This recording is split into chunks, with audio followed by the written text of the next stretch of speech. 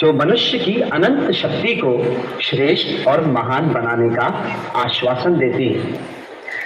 इसीलिए अपने भीतर छुपे हुए ईश्वर की घोषणा करो, उसे अस्वीकार मत करो। जाओ बता कर ला। स्वामी जी द्वारा समाज को दिए गए समानता की शिक्षा के बाद हम सभी कुछ ऐतिहासिक घटना को पुनः अपने नेत्रों के समक्ष जीवंत होते हुए देखें। जब अमेरिका के शिकागो शहर में आयोजित धर्म महासभा में भारत के सनातन धर्म ध्वज को फहरा दिया, संपूर्ण विश्व ने पहली बार उस युवा सन्यासी के माध्यम से भारत के ज्ञान, संस्कृति, सभ्यता को समझा और पहचाना। Brothers and sisters of America,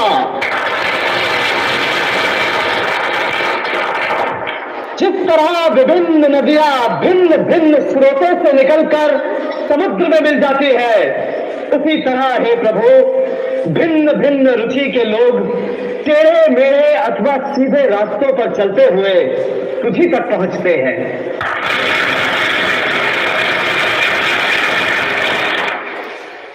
एक सार्वभौमिक धर्म अवश्य होना चाहिए जो सांसारिक, सांप्रदायिक और भौगोलिक बंधनों से मुक्त हो, जो अपनी अनंत भुजाओं में सारे विश्व को समेट ले और हर मनुष्य को उसमें जगह मिले।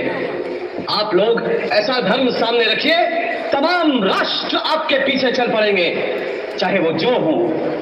हिंदुओं के ब्रह्म, मुसलमानों के अल्लाह, बौद्धों के बुद्ध, ज़रदुश्तियों के अहूरा माज़दा, यहूदियों के चेहुआ और स्वर्ग में स्थित ईसाइयों के पिता, वो आपको शक्ति दे ताकि आप अपने विचारों का, उच्च विचारों का पालन कर सकें।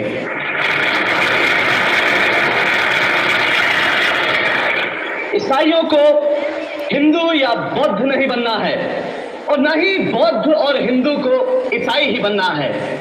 हर धर्म को अपनी खासियत बनाए रखते हुए दूसरे धर्मों की शक्ति को अपने आप में शामिल करना है। उन्नति के नियमों के तहत प्रगति करनी चाहिए।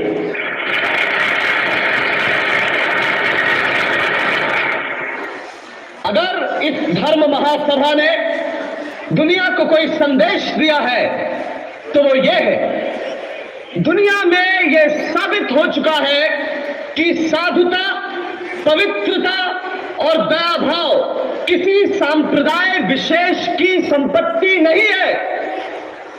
हर धर्म ने उच्च चरित्र के स्त्री और पुरुष को जन्म दिया है, लेकिन अगर फिर भी कोई एक व्यक्ति ये सोचता है कि मेरा धर्म तो जीवित रहे और बाकी तमाम धर्म समाप्त हो जाए, तो मुझे उस पर दया आती है और मैं उससे कहता हूं कि तमाम रुकावटों के बावजूद धर्म की ध्वजा पर, हर धर्म की ध्वजा पर लिखा होगा कि मेल करो, टूट नहीं।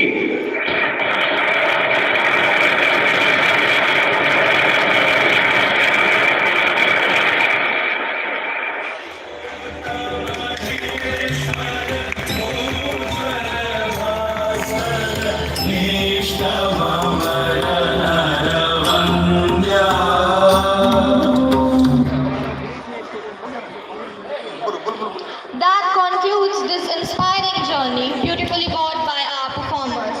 As we reflect on the values it represents, let us remember the words of the great Swami Vivekananda. All women have attained greatness by paying proper respect to women. That country and that nation which do not respect women have never